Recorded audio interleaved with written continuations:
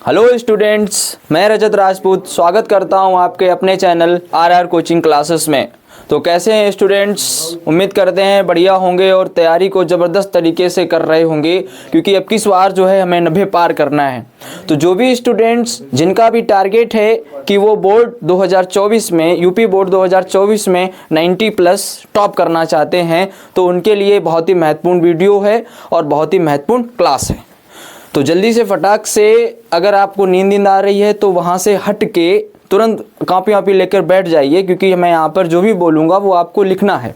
ठीक है, लिखते जाना है और साथ ही साथ में समझते जाना है, और बढ़िया तरीके से आपकी क्लास रिवाइज हो जाएगी। जो भी टॉपिक हमने, जितने भी टॉपिक हमारे बोर्ड के लिए इम्पोर्टेंट हैं, जितने भी प्रीवियस ईयर के टॉपिक हैं जो लगातार कंटिन्यूसली आ रहे हैं, वो सारे ही टॉपिक मैंने इकट्ठा जो है लगा के रखा हुआ है। तो मैं उन सारे ही टॉपिकों को डे बाय डे कंप्लीट करवा दूंगा।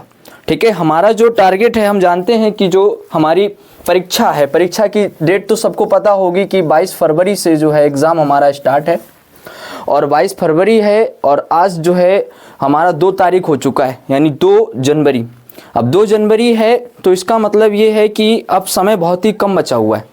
ठीक है, तो अब हमको क्या करना है, लग जाना है अच्छे तरीके से। ठीक है, तो इसी क्रम में चलते हुए आज मैं आपके सामने जो टॉपिक लेकर आया हूँ वो पूरे वो हाई स्कूल के लिए तो इम्पोर्टेंट है ही, साथ ही साथ में उसका यूज़फुल इंटर में भी है।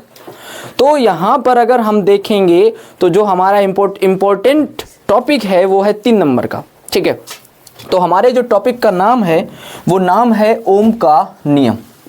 ठीक है, टॉपिक का नाम है ओम का नियम। ओके, ठीक है, चलिए सबसे पहले जो भी स्टूडेंट्स हमारे रेगुलर स्टूडेंट हैं या जो हमारे चैनल में जुड़े हुए हैं पहले से ही, उनको पता होगा कि हमने लाइट पढ़ाई थी, हमने प्रकाश का परावर्तन पढ़ाया, हमने प्रकाश का अपवर्तन पढ़ाया, साथ ही साथ में हमने उसी लाइट से संबंधित सारे टॉपिक कवर करे। उसमें भी कुछ टॉपिक रह गए हैं तो मैं उनको भी डेली अभी अपडेट जो है करवा दूंगा।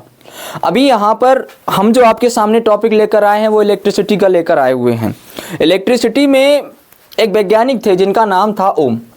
इन्होंने जो है बहुत सारी खोज करी, बहुत सारे नियम बनाए, बहुत सारे प्रयोग करे। तो इन्होंने ये कहा, ये देखा कि जब किसी, अभी हमने जो है हम जानते हैं कि वैद्युत विभव क्या होता है। वैद्युत विभव होता है कि जब हम किसी भी धन परीक्षण आवेश को अनंत से किसी वैद्युत क्षेत्र में लाएंगे तो वहाँ हमें कुछ काम करना पड़ता है। तो जो भी हमने काम किया है वो काम हमारा किसमें, वैद्युत विभव में संचित हो जाता है। और हम ये भी जानते हैं कि जैसे मान लीजिए हमने आपसे ये कहा कि हमारे पास 2 बिंदु हैं, एक बिंदु A है और एक बिंदु क्या है, B। एक हमने तार ले लिया और उस तार का एक सिरा A है और दूसरा सिरा B है। अगर हमको यहाँ धारा प्रवाहित करनी है, आवेश का प्रवाह करना है, तो हम A से लेके कहाँ तक जाएंगे, B तक जाएंगे। तो ओम ने ये देखा कि जैसे ही हम यहाँ से वहाँ जाते हैं तो हम देखते हैं कि हर एक सेकंड, हर एक थोड़ी थोड़ी दूरी पे जो उसका विभव है वो कम होता चला जाता है। फॉर एग्जांपल, अगर हमने ये कहा कि यहाँ पर हमने देखा तो 5 वोल्ट है विभव।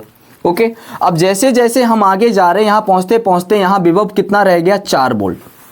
और यहीं से एक बात निकल के आती है कि जो आवेश का प्रवाह है वो आवेश का प्रवाह तभी होगा जब हमारा विभव में क्या है, अंतर। यहाँ पे जो विभव में अंतर है, और एक्चुअल में देखा जाए यहीं पर एक टर्म और आता है जिसको हम बोलते हैं विभव प्रवणता। ठीक है, विभव प्रवणता क्या होता है कि जैसे जैसे हम जो है, जैसे यहाँ पर आए, फिर हमने यहाँ देखा, फिर यहाँ देखा, यहाँ देखा, हम देखेंगे कि लगातार विभव जो है वो कम होता जाएगा। और ये जो आधारित है वो ऊर्जा संरक्षण पर आधारित है, क्योंकि हम जानते हैं कि कोई भी एनर्जी कहीं और से नहीं आती है। जितना द्रव्यमान होगा वो द्रव्यमान ही एनर्जी में कन्वर्ट होता है, और वही एनर्जी कन्वर्ट वापस मास में होती है। उसको हमने पढ़ा होगा जब हमने आइंस्टीन का द्रव्यमान तुल्यता संबंध पढ़ा है, E=mc² में। तो उसी हिसाब से कि चूँकि जब हम किसी भी तार में धारा प्रवाहित करते तो वो गर्म होता है, और वो गर्म होता है, किस वजह से गर्म होगा, उसमें कहीं और से तो एनर्जी आई नहीं है। जाहिर सी बात है, जो आपने प्रभाव किया है उसी वजह से वो तार गर्म हुआ है। तो कहीं ना कहीं उसमें जो भी एनर्जी खर्च हुई है, जो भी उसका लॉस हुआ है, हानि हुई है, वो उस किसकी वजह से आई, उसी आवेश की वजह से आई है। यानी आवेश का प्रभाव तभी होगा जब विभव में क्या हो रहा होगा, अंतर होगा। ठीक है, तो ये उन्होंने बहुत सारे प्रयोग किए। क्या हुआ, व्हाट हैपेंड?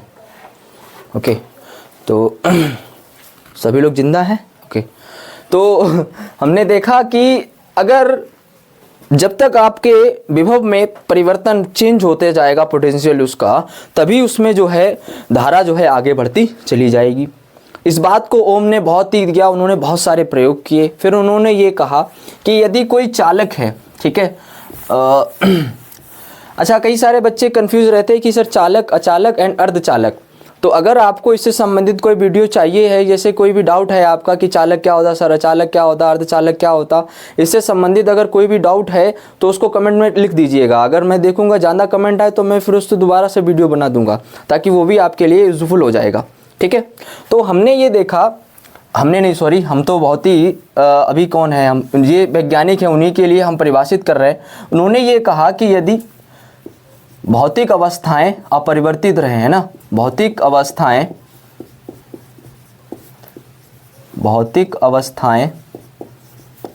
अपरिवर्तित, भौतिक अवस्थाएं हैं क्या क्या, देखिए, जैसे भौतिक अवस्थाएं क्या हो सकती हैं, ताप हो सकता है, ठीक है, फिर क्या हो सकता है, दाब हो सकता है, और फिर क्या हो सकता है, आयतन हो सकता है किसी भी उसका जो भी हमने ले रखा है, आदि।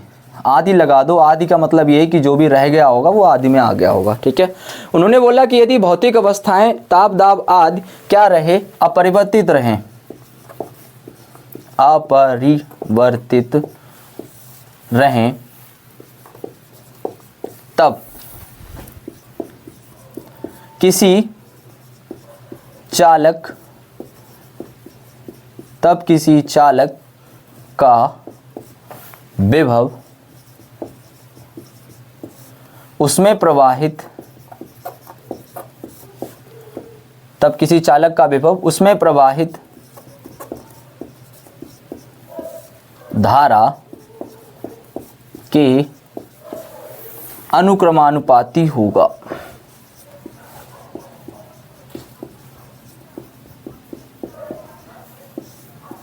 अनुक्रमानुपाती होगा।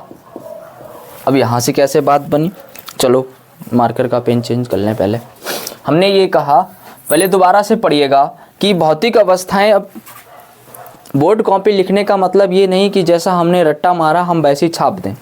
सबसे पहले उसको समझिए कि कोई भी वैज्ञानिक ने जो रूल बनाया है वो उसमें क्या बोल रहा, वो अगर वो आपने समझा है, वो समझ के लिखा है, तो वो आपके लिए यूज़फुल होगा। ऐसा नहीं है कि जैसा हमने किताब में लिखा है हम वैसे ही लिखेंगे तभी हमको नंबर मिलेंगे। ये बहुत ही ज़रूरी है बच्चों को समझना। वो क्या करता है, अगर मान लीजिए बच्चा हाई स्कूल में है तो वो उसके दिमाग में ये रहता है कि हमने ये लिखना है, उसी को छापना है। ठीक है, दूसरा ये इसमें कन्फ्यूजन और रहता है कि कितना सर लिखें, कि 3 नंबर का क्वेश्चन है, 5 नंबर का क्वेश्चन है। कभी कभी ऐसा भी होता है, मैंने देखा है कि क्वेश्चन का वेटेज है 2 नंबर का और बच्चा उसको 3 पेज में भर रहा है, और कभी कभी क्वेश्चन का वेटेज है 5 नंबर का लेकिन वो उसको 2 ही। ये सारी जो चीज़ें होती हैं तब होती हैं जब बच्चों को पता नहीं होता कि कौन सा क्वेश्चन में क्या करना है, कितना पढ़ना है और कितना नहीं पढ़ना है। ठीक है, तो इन्हीं चीज़ों को समझने के लिए जो है हम आपके सामने जो टॉपिक लेकर आए, और ये जो टॉपिक है ये मिनिमम जो है वो आपका 3 नंबर का है। हाई स्कूल के दृष्टि से देखेंगे तो ये जो टॉपिक है वो कितने नंबर का है, 3 नंबर का है। अब 3 नंबर का है तो जितना हम लिखा रहे हैं उतना ही आपको लिखना, ज़्यादा कोई इसमें आफत नहीं मचानी है कि कितना लिखें कितना नहीं लिखें, इस हिसाब से। ओके, चलिए, तो हमने क्या किया, भौतिक अवस्थाएं अपरिवर्तित रहें, मतलब चेंज नहीं हो रही हैं, उनको आप चेंज नहीं कर रहे हैं। तो उस स्थिति में किसी चालक का विभव, अब चालक का जो विभव है इट मीन्स वो क्या है, v है, और वो किसके अनुक्रमानुपाती है, उसमें प्रवाहित धारा के, और धारा है हमारी I, और चिन्ह यहाँ पर लगा है प्रिपोर्शनल का। ये जो आपको चिन्ह दिख रहा है इस चिन्ह को हम बोलते हैं अनुक्रमानुपाती का साइन बोलता। ये अनुक्रमानुपाती का मतलब ये होता है कि अगर उसमें आपने इसी एक राशि में बढ़ोतरी करी है तो इसमें भी बढ़ोतरी होगी, और अगर आपने इसमें कमी करी है तो इसमें भी क्या होगी, कमी होगी। ठीक है, तो इस हिसाब से यानी v इज प्रिपोर्शनल I। अब क्या होगा बच्चा, अब ये होगा सर कि जब ये प्रिपोर्शनल का साइन हम हटाएंगे तो कुछ ना कुछ हम एक कांस्टेंट लेकर आएंगे। तो यहाँ पर जो कांस्टेंट हम लेकर आए हैं वो आ जाएगा v बराबर r और फिर आ जाएगा आई, यानी V is equal to I R जो है हमारा क्या हो जाएगा, एक यहाँ पर नियम हो जाएगा। और यहाँ पर हम ये भी कह सकते हैं कि V अपॉन आई बराबर R, जो यहाँ पर एक क्या है, कांस्टेंट है, और कांस्टेंट का मतलब एक नियतांक है। जहाँ यहाँ लिख देंगे, जहाँ R एक नियतांक है, जहाँ R क्या है बच्चा, एक नियतांक है, जिसे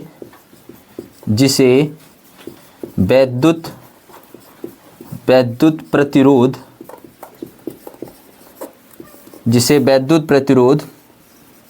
कहते हैं, जिसे क्या कहते हैं, वैद्युत प्रतिरोध। ठीक है, इस तरीके से। तो यही तुम्हारा जो है ओम का नियम है। ठीक है, यानी अब हमें जो यहाँ तक टॉपिक करना है ये हो गया। साथ ही साथ में अब हम यहाँ आपको थोड़ा चर्चा यहाँ पर लेकर आते हैं कि ये आर क्या है, ये आर क्या चीज़ है। ठीक है, तो देखिएगा यहाँ से सबसे पहले हम आर के लिए चर्चा करते हैं, यानी वैद्युत प्रतिरोध के लिए। ठीक है, वैद्युत प्रतिरोध, वैद्युत प्रतिरोध क्या है, इलेक्ट्रिक रेजिस्टेंस, इसको इंग्लिश में बोलते हैं हम इलेक्ट्रिक, और आर फॉर रेजिस्टेंस। ओके, अच्छा है क्या, है ये कि धारा के मार्ग में जो रुकावट है, जो धारा है वो धारा के मार्ग में जो रुकावट है उसी को हम प्रतिरोध बोलते हैं। ठीक है, क्या बोलेंगे यहाँ पर, जो डेफिनेशन निकल के आएगी वो क्या आएगी कि जो धारा